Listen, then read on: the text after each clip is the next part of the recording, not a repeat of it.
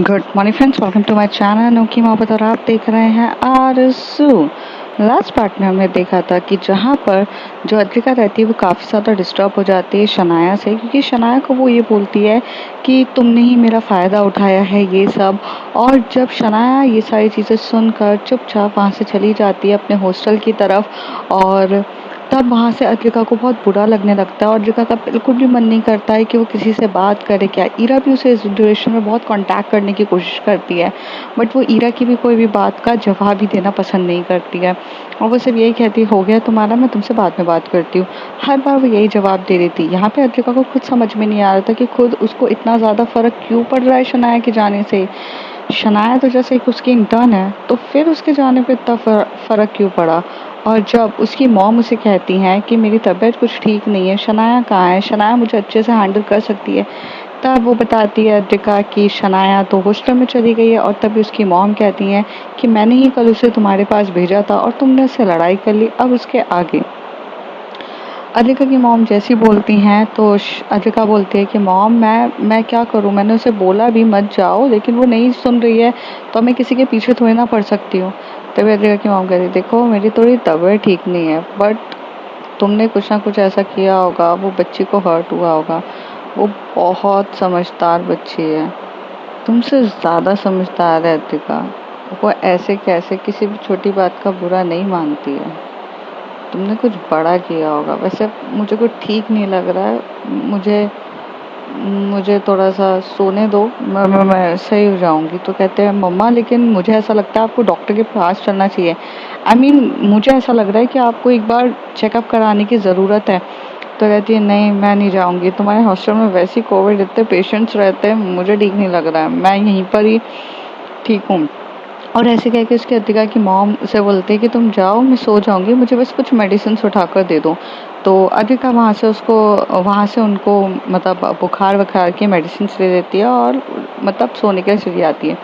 मतलब अद्रिका की मॉम सोने के लिए चली जाती है। अद्रिका यहाँ से ऊपर जाती है, अपने रूम पर बैठी रहती है और आज पूरा दिन उसके लिए ऐसा ऐसा लग रहा था कि जन्मों का दिन हो चुका है। उसको काट ही नहीं बन रहा था।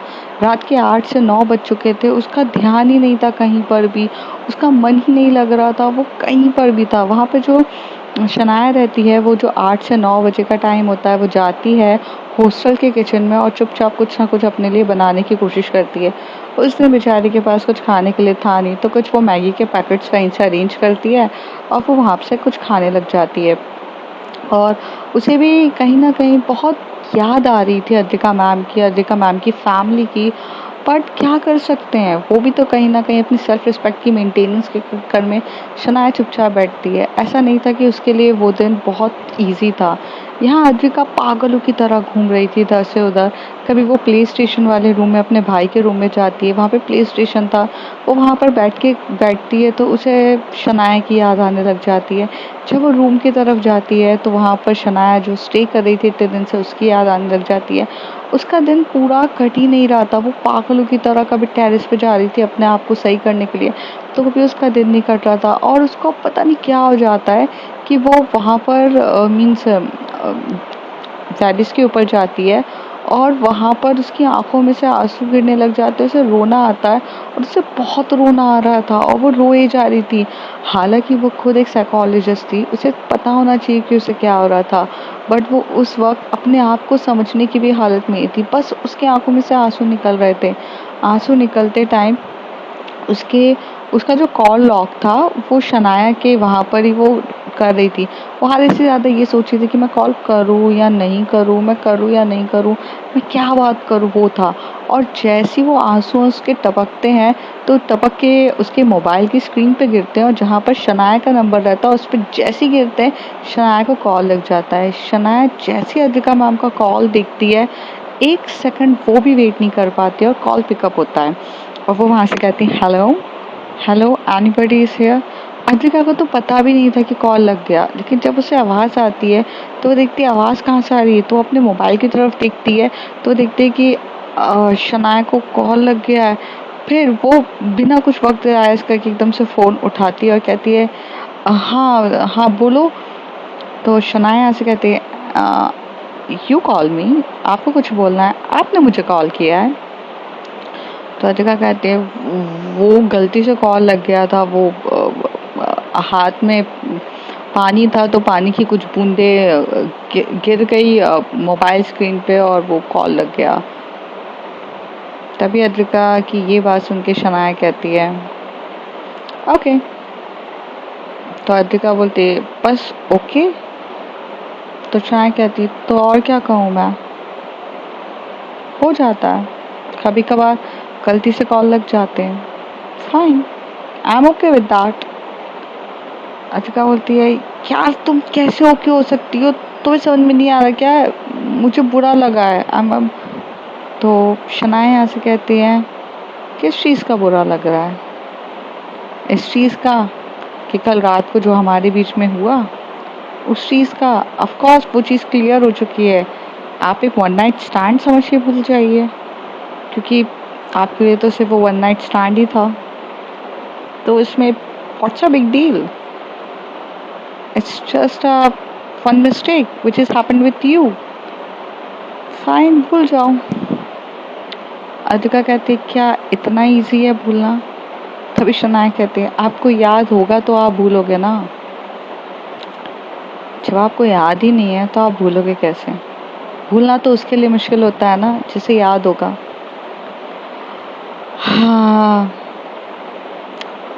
कल अगर इस बात का आप बुरा माने हो कि कल जो हुआ वो सही नहीं था तो उसे भूल जाओ ना, जब आपको याद ही नहीं है तो उसके लिए डीपली क्या सोचना। ओके। तभी यहाँ से अद्रिका कहती है क्या तुम भूल पाओगी जो हुआ कल रात को, क्योंकि मुझे याद नहीं है बट तुम्हें तो याद है ना, क्या तुम्हारे लिए इजी है ये भूलना। शनाया वहाँ से कहती है ma'am please and this topic, I don't want to discuss about this, if you have any other thing to talk आप भूलिए ना। तो अद्रिका कहती है वो मम्मी तुम्हें याद कर रही थी। ओके। आंटी को कहना कि शनाया भी उन्हें याद कर रही थी, बहुत मिस कर रही हूँ मैं उन्हें, बोल दीजिएगा। तो हाँ, तो तुम अगर मम्मी को इतना मिस कर रही हो तो तुम घर वापस क्यों नहीं आ जाती हो। तो शनाया कहती सॉरी, आई थिंक वो आपका घर है, मेरा घर नहीं है, मैं तो वहाँ पर एज अ गेस्ट ही थी ना, तो टाइम ड्यूरेशन हर एक गेस्ट का पूरा हो जाता है मैम, और उसे जाना पड़ता है, और मेरे ख्याल से मेरा भी टाइम ड्यूरेशन पूरा हो गया है और मुझे जाना चाहिए था। लॉकडाउन अभी भी बहुत बचा है शनाया, तुम इधर आ जाओ प्लीज़। सॉरी मैम, जहाँ पर मेरी इज्जत नहीं है, जहाँ मेरी सेल्फ रिस्पेक्ट नहीं है, मैं वहाँ नहीं आ सकती, बट आंटी को कहना मैं उन्हें मिस करती हूँ, और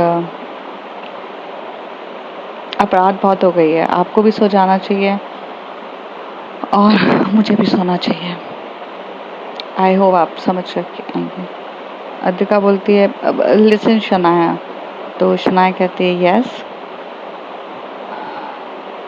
कुछ नहीं बस आई एम सॉरी। तभी वहाँ से शनाया कहती डोंट बी, जो गलती आपने की नहीं है उसके लिए आप क्यों सॉरी बोलेंगे। सॉरी तो मुझे बोलना चाहिए मैम, क्योंकि हर्ट तो मैंने आपको किया है, फ़ायदा तो मैंने आपका उठाया था ना, और आपके ऊपर चढ़ी भी तो मैं ही थी। जब ये जानते हुए भी कि हमारे बीच में कुछ नहीं हो सकता, आप किसी और से प्यार करते हो, उस चीज़ का फ़ायदा मैंने उठाया है, so I am have to be sorry. तभी अद्रिका कहते लिसन शनाया, वो वर्ड्स को भूल जाओ, आई एम सॉरी। शनाया कहते good night ma'am, good night, bye. और ऐसे कह के वो फ़ोन कट कर देती है। अद्रिका को यहाँ पे और बुरा लगने लग जाता है कि शनाया जो उसके आजू बाजू घूमती रहती थी, जो उसे प्यार करती थी, जो उसके पीछे ऐसी पागल थी, वो बंदी ने आज उसी के मुंह पे फ़ोन कट कर दिया। हालांकि अब अद्रिका को फील होता है कि उसने जो बोला है वो बहुत गलत बोला है, और अद्रिका यहाँ पर मतलब थोड़ा सा इधर उधर ध्यान करती है और बहुत टाइम के बाद रात के 2-2:30 बजे उसे नींद आती है और वो सो जाती है। फिर जब मॉर्निंग का टाइम होता है तो यहाँ पर वो देखती है कि वो बहुत लेट उठी है, मतलब 10-11 बजे करीब उठती है। और आखिर एक वो डॉक्टर रहती है, बट वो डॉक्टर्स मतलब ऐसे बोल देती है कि उसकी तबीयत ठीक नहीं लग रही, इसलिए वो नहीं आ रही है। और कोई भी डॉक्टर किसी को भी फोर्स नहीं कर सकता था, क्योंकि बिकॉज सबको पता था कि कोविड का टाइम चल रहा है और अगर एक इन्फेक्टेड हो गया तो वो आएगा तो वो दूसरों को भी इन्फेक्टेड करेगा ना, तो ये बहुत मुश्किल था। तो यहाँ पे जब वो 11 बजे उठती है तो वहाँ पर देखती है कि बहुत सारे मिस कॉल्स रहते हैं, और वो मिस कॉल्स और किसी के नहीं, वो ईरा के रहते हैं। वो ईरा के मिस कॉल्स देख के ऐसे बोलते हैं, not again, I don't want to talk with her. यार मैं यहाँ पे अपनी प्रॉब्लम्स में इतनी उलझी हुई हूँ, एक तरफ शनाया है, एक तरफ ये है, कहाँ फंस गई हूँ मैं। तभी ईरा का मैसेज आता है कि please talk to me once, I am dying to talk you, और तुम मुझसे बात नहीं करोगे तो मैं मर जाऊंगी, प्लीज़। ये मैसेज पढ़ के ईरा क्या अतिका को लगता है कि यार उसे ऐसे इग्नोर नहीं करना चाहिए, उसे उससे बात करनी चाहिए। तो अतिका उसे कॉल करती है। तब यहाँ से ईरा फ़ोन उठा के बोलती है, hey listen, I am sorry, I am sorry, I am sorry, तुम मुझसे बात कर लो ना, तुम मुझे इतने टाइम से इग्नोर क्यों कर रही हो, क्या है। तभी अतिका कहती है, तुम इतना पैनिक होना बंद करो ईरा, बोलो क्या बात करना चाहती हो तुम। तो कहती हैं, देखो जैसा तुम सोच रही हो मेरे और आरव के बीच में है, वैसा कुछ भी नहीं है। मैं तो बस उस रात वो सडनली से हुआ और उसका रिजल्ट मुझे ये मिलेगा मुझे नहीं पता था। प्लीज़ ट्राई टू अंडरस्टैंड, हमारे और उसके बीच में कुछ भी नहीं है, एंड इट्स जस्ट हैपेंड। मुझे खुद समझ में नहीं आ रहा मैं क्या करूँ, इस बच्चे को रखूँ या नहीं रखूँ, मुझे खुद समझ में नहीं आ रहा। Africa please help me out, please please, you are my angel, you have to help me out. तभी अफ्रीका कहती है, your angel is dead now, okay, I can't help you. कभी तुमने सोचा है ईरा कि हाउ सेल्फिश यू आर। तुम यहाँ पर मुझसे मदद मांगने आई हो कि तुम क्या करोगी इस सिचुएशन में। तुम्हें समझ में आ रहा है कि मैं कौन सी सिचुएशन में हूँ। आई मीन मैं क्या फील करती हूँ, कभी तुमने समझने की कोशिश की है। मैंने तुम्हें कोई एक फाउंडेशन में बाउंड करके नहीं रखा, पर दर्द होता है मुझे भी। मैं भी एक इंसान हूँ, रोबोट तो नहीं हूँ ना। ईरा इस सिचुएशन में मैं तुम्हें क्या बताऊं। ईरा कहती है, यार अद्रिका मुझे सब समझ में आ रहा है, तुम्हें हर्ट होता है, और अगर ये चीज़ मुझे समझ में नहीं आती तो इतने देर से इतने टाइम से कॉल कर करके मैं तुम्हें क्यों बोलती। हालांकि लॉकडाउन है, अगर लॉकडाउन नहीं होता तो मैं निकल के तुम्हारे घर आके तुमसे बात करती फेस टू फेस। यार मैं नहीं कर पा रही हूँ, बट इसका मतलब ये नहीं है कि मुझे मुझे कदर नहीं है, इसका मतलब ये नहीं है कि मेरा मैं चाहती नहीं हूँ, इसका मतलब ये नहीं है कि मेरे अंदर फीलिंग्स नहीं है तुम्हारे लिए। फाइन, तुम्हें अंदर फीलिंग्स है, तुम्हें सब कुछ है, तो ईरा क्या चाहती हो तुम, क्या जवाब दूं मैं तुम्हें। तो ईरा कहती है वही जवाब जो तुम्हें लगता है सही है। तो अतिका बोलती है, ब्रेकअप। मुझे लगता है कि ईरा अब हमें ब्रेकअप करना चाहिए। तभी ईरा कहती है, व्हाट द हेल, तुम क्या बात कर रही हो, मैं तुम्हें सिचुएशन से का सोल्यूशन मांग रही हो और तुम मुझे ब्रेकअप के बारे में बोल रही हो। ये कैसी बात कर रही हो अद्रिका, तुम ऐसे कैसे कह सकते हो यार। I love you, I can't live without you. तुम बात नहीं करती हो तो मेरी जान चली जाती है, मुझे बहुत अफेक्ट करता है, और तुम अब यहाँ पे ब्रेकअप ब्रेकअप कर रही हो, यार क्या है ये। तभी अद्रिका कहती है, तुमने मुझसे सोल्यूशन मांगा, मैंने तुम्हें सोल्यूशन दे दिया। ब्रेकअप लेने का सिर्फ सिंपल सा रीज़न ये है कि तुम मुझसे दूर जाओ और तुम अपने आने वाले बच्चे पे फोकस करो और उसे एक अच्छी परवरिश दो, बस। तो तुम्हें क्या लगता है मैं तुमसे दूर हो जाऊंगी अद्रिका, तो क्या क्या मैं तुम्हारे बिना रह पाऊंगी। मैं तुमसे प्यार करती हूँ, बहुत ज़्यादा प्यार करती हूँ, मैं नहीं रह सकती तुम्हारे बिना। तभी अद्रिका कहती है, ईरा लिसन टू मी यार, मैं कैसे तुम्हें समझाऊं। पहली बात तो तुम ये प्यार प्यार प्यार करती हो ना, ये प्यार कुछ नहीं होता है। प्यार is equal to the combinations of some things.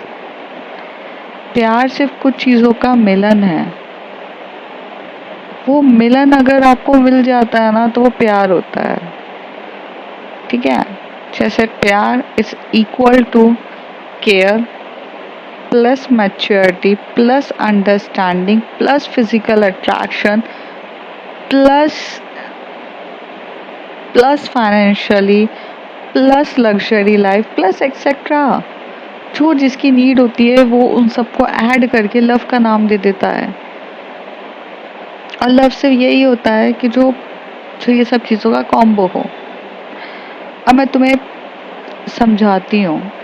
जब तुम मेरे पास आई थी तुम्हारे पास इनमें से एक भी चीज़ नहीं थी, ठीक है। ना केयर थी, ना मैच्योरिटी थी, ना अंडरस्टैंडिंग थी पार्टनर से, ना फिजिकल था, ना कुछ भी नहीं था। तुम्हारे पास ज़ीरो था। लेकिन जब तुम मेरे पास आई, तुम्हें ये सारी चीज़ें मैंने तुम्हें दी, तो तुम्हें मुझसे प्यार हो गया और अच्छा खासा डीपली लव हुआ, मैं ये नहीं बोलूँगी। लेकिन जब तुम्हें आरव के साथ भी यही सारी चीज़ें मिलने लग गई, सिर्फ तुम्हारे साथ आरव के साथ सिर्फ दो चीज़ मिसिंग है, that is the physical attraction and most importantly your romance, ठीक है। तुम उसके साथ फिजिकल होना नहीं पसंद करती हो और तुम्हें उसके साथ रोमांस नहीं आता है। बाकी उसकी मैच्योरिटी, उसकी अंडरस्टैंडिंग, उसकी केयर, उसका हर पल पल में तुम्हारा ध्यान रखना, वो चीज़ तुम्हें अच्छी लगी। उस दिन तुम ड्रंक थी तो तुमने उसके साथ वो फिजिकल इंटीमेसी भी कर ली and that's is a result of your. But अगर तुम एक चीज़ को, जो चीज़ तुम्हें मुझसे चाहिए वो है तुमसे सिर्फ फिजिकल होना और तुम्हें मुझसे सिर्फ रोमांस चाहिए, सिर्फ ये तुम्हारी नीड पूरी नहीं हो पा रही है।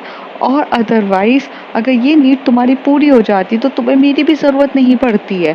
तुम्हारी ये दो नीड है जो तुम्हारी नहीं हो पा रही है, और साथ ही साथ मैं केयर, अंडरस्टैंडिंग, मैच्योरिटी मेरे पास पहले से ही थी, तो इसलिए तुम मुझे वो प्यार का नाम दे रही हो। But this is actually your purity, that this is actually you love me. Please, Ira, don't go. तभी कहती है यार, लव होता है, मोहब्बत होती है, इश्क होता है, सब कुछ होता है। तभी वो कहती है स्टॉप स्टॉप ईरा, क्या ये फिल्मी चीज़ें सुनकर आई हो? प्यार वो होता है जो किसी से भी हो जाता है, मतलब लाइक मॉम डैड, किसी से भी होता है प्यार, वो प्यार होता है। मोहब्बत जिससे हम बेहद प्यार करते हैं, जो हमसे प्यार करता है, और इश्क जो एक तरफा होता है, जिसमें हम पागल होते हैं दूसरों के लिए और वो हम उसकी माशूका बन के रह जाते हैं, और वो आशिकी, हम उसके साथ आशिकी करते रहते हैं और वो हमारा माशूक रहता है। ये सब ये जो फिल्मी लाइन्स है ना, ये सब मुझे मत बताओ। I am a psychologist, okay? I read the psychology of every person. In the world of Kalyug, यहाँ पर love is equals to the combinations of need. यही चीज़ है, और ये तुम्हें वक्त के साथ पता चलेगी। तुम्हें समझा रही हूँ मैं, तुम्हारी नीड अब पूरी करने वाला कोई और आ गया है। तुम्हारी प्रायोरिटी ऑलरेडी सेट हो चुकी है। तुम्हारा बच्चा आ रहा है, you should have to focus on that.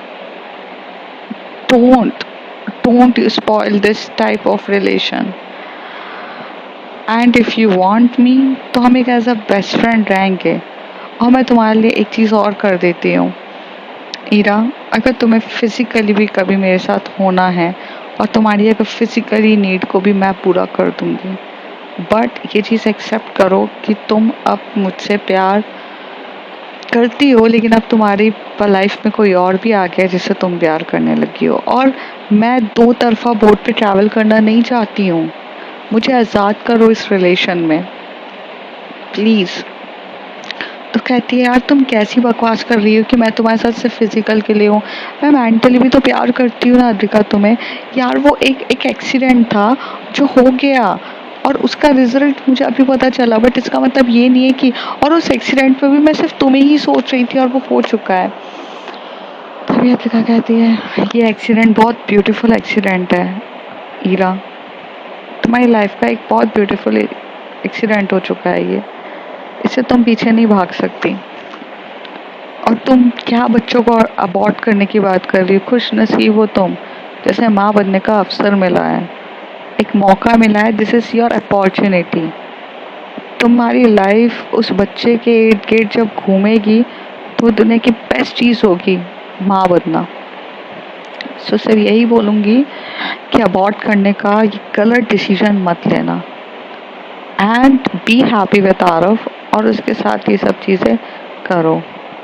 And please मुझे आज़ाद करो इस रिलेशन से, मैं नहीं रह सकती ऐसे दो तरफा तरीके से। तभी ईरा कहती बहुत हुआ तुम्हारा ये आज़ाद आज़ाद वाला नाटक करना, कोई और आ गया क्या तुम्हारी लाइफ में? क्या क्या तुम्हें कोई और पसंद आने लग गया है शनाया? क्या क्या तुम्हारे को शनाया पसंद आने लग गई है अद्रिका? तभी अद्रिका कहती है stop Ira, you are irritating me right now. हर टाइम बीच में शनाया शनाया शनाया लेकर आती हो। तुम्हें पता है कि तुम्हारा शनाया मैटर लाने से ही हम दोनों के बीच में लड़ाइयाँ झगड़े चल रही है, और उसका रिजल्ट मुझे ये देखने को मिल रहा है कि मैं रिप्लेस हो चुकी हूँ। तुम शनाया को लेकर आई, तुमने मुझे ही रिप्लेस कर दिया अपने हस्बैंड के साथ। And now the thing is that I having a no value in your life, so please leave me यार, प्लीज लीव मी। तभी वहां से अद्रिका की ये बात सुन के ईरा कहती है no one can replace you Adrika. और शनाया ही तो हमारे बीच में आई है उस रात। अगर तुमने शनाया का फ़ोन नहीं उठाया रहता और उस रात मैं गुस्से में आकर ये सब नहीं करती, तो मैंने शनाया से जेलसी में ये सब किया है। तुम्हें ये बात समझ में क्यों नहीं आती है?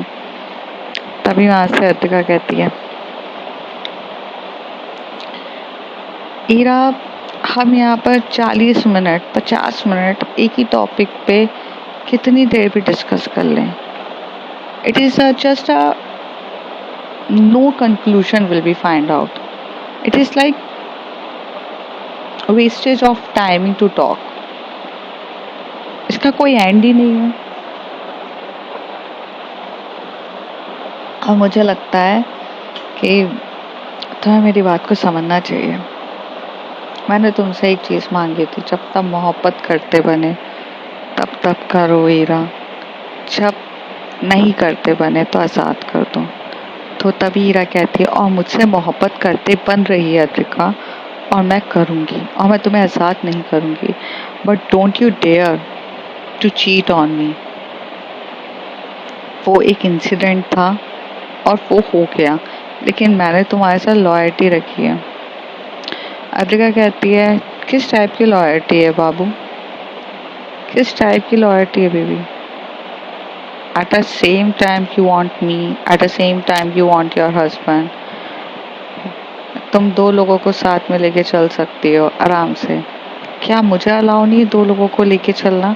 तब ईरा कहती है नहीं, तुम्हें बिल्कुल भी अलाउ नहीं है दो लोगों को साथ में लेके चलना, क्योंकि तुमने मुझे आरव के साथ एक्सेप्ट किया था, और अब तुम ऐसे कैसे किसी और लड़की को अपने पास आने दे सकती हो?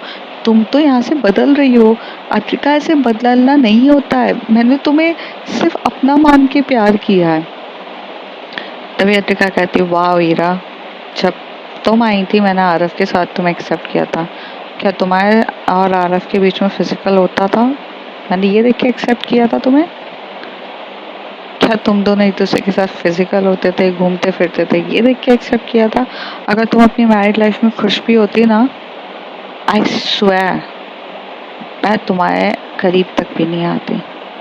तुम अपनी मैरिड लाइफ में खुश नहीं थी, that's why I came to make your life good. Otherwise मुझे कोई इंटरेस्ट भी नहीं था। तो ईरा कहती है कि हाँ मैं समझ सकती हूँ कि उस समय ये सब चीज़ें थी, but please try to understand यार, वो गलती से हुआ। तभी अतिका कहते हैं यू नो व्हाट, कि जो इंसिडेंट होता है ना, ये गलती से नहीं होता है। हम किसी को पसंद करते हैं तभी उसके साथ ही गलती करते हैं। तुम आरव को पसंद करने लग गई हो और तभी तुम्हारे उसके साथ गलती हुई है, वरना अरे गहरे किसी इंसान के साथ तो तुम ये सब करोगी नहीं। फैल ईरा, मैं तुम्हें टाइम देती हूँ, तुम सोचो समझो और क्या करना चाहती हो अपनी लाइफ में ये बताओ। मैं 2 नाव में सवार होके नहीं रहना चाहती हूँ।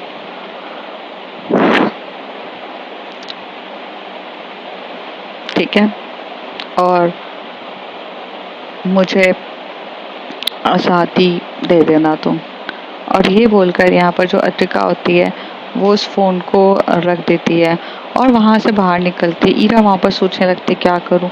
जैसे ही ईरा की आंखों में से आंसू आता है और पीछे वो टर्न होती है तो आरव खड़ा रहता है। आरव बोलता है क्या क्या चल रहा था तुम्हारा और अद्रिका के बीच में। तो वो कहती है तुम मेरी बात सुन रहे थे। तो कहता है नहीं, मैं तुम्हारी बात नहीं सुन रहा था, बट मैंने सिर्फ यही बोला कि तुमने बोला नहीं अद्रिका ऐसा नहीं चलता है, ऐसा कुछ भी नहीं है मेरा और आरव के बीच में, इसका क्या मतलब है। तो वो कहती है नहीं कुछ और। वो छोड़ो। तो कहती है क्या तुम रो क्यों रही हो, ऐसा क्या कह दिया अद्रिका ने कि तुम्हें रोना आ रहा है।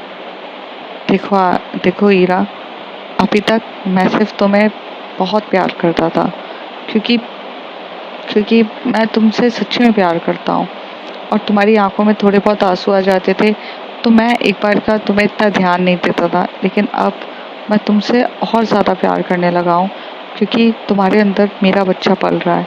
और अगर तुम ऐसे रोगी या तुम स्ट्रेस लोगी तो इससे मेरे बच्चे पे असर पड़ेगा और मैं नहीं चाहता कि किसी की वजह से भी असर पड़े, इवन वो तुम्हारी अद्रिका क्यों ना हो।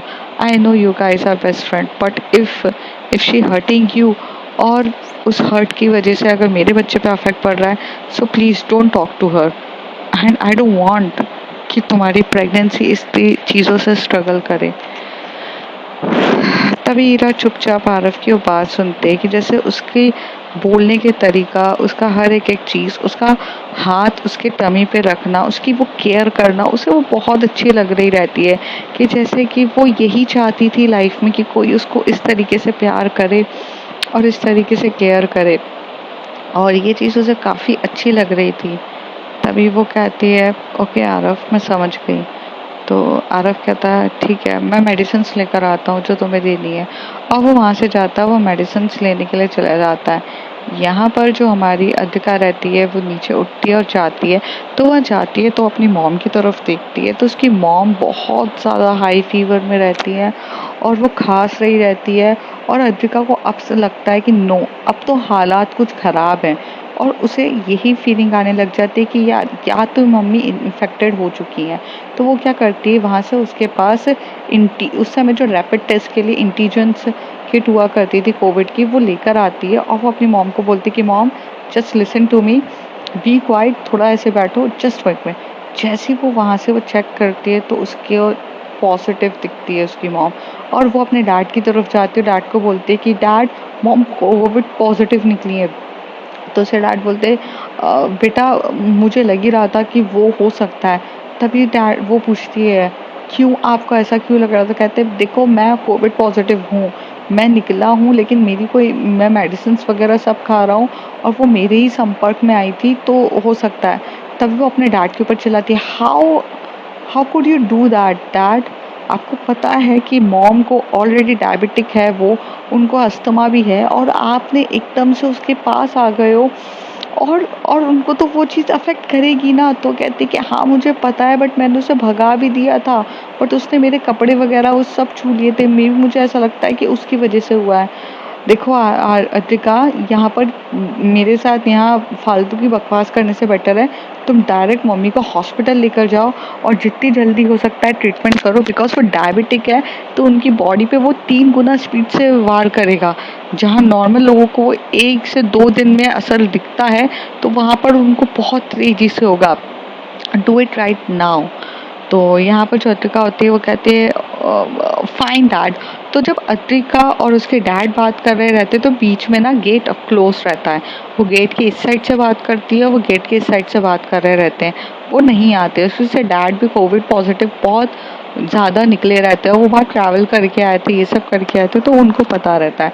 यहाँ से जो अद्रिका होती है वो काफ़ी ज़्यादा डर चुकी रहती है क्योंकि अद्रिका सबसे ज़्यादा अगर कोई डरती थी तो अपनी मॉम की तबीयत खराब होने पर डरती थी। उसे अपनी मॉम को ऐसा देखते से ही उसकी उसकी बॉडी पूरी हिल जाती थी। वो अद्रिका एकदम से अपनी मॉम को कार में बिठाती है और कार में बिठाने की कोशिश करती है और जैसे तैसे वो बिठाती है और वहाँ से हॉस्पिटल में लेकर आती है। और वहाँ पर जाके उनका सबसे पहले जाते ही अद्रिका अपने जो वहाँ के जो कोविड डॉक्टर्स रहते हैं, जो अच्छे रहते हैं, उन लोगों से बोलती है कि सबसे पहले आप सिटी स्कैन करो। और जैसे ही सिटी स्कैन किया जाता है तो पता चलता है कि with in the few hours means like 24 घंटे में उसकी मॉम के 40% लंग्स डैमेज हो चुके हैं। 40%, it's a big amount. I mean सिर्फ और सिर्फ 24 घंटे में, या फिर 24 घंटे से मीन्स लाइक 30 या 35 घंटे के अंदर, 1.5 दिन के अंदर उसकी मॉम का इतना डैमेज हो गया था। वो बहुत ज़्यादा डर जाती है, उसकी हालत बहुत ज़्यादा ख़राब हो जाती है। और अब अद्रिका उस सिचुएशन में क्या करेगी, ये सब जान गया अगले कुछ एपिसोड्स में। तब तक के लिए bye bye, take care. If you like my story, like share and subscribe.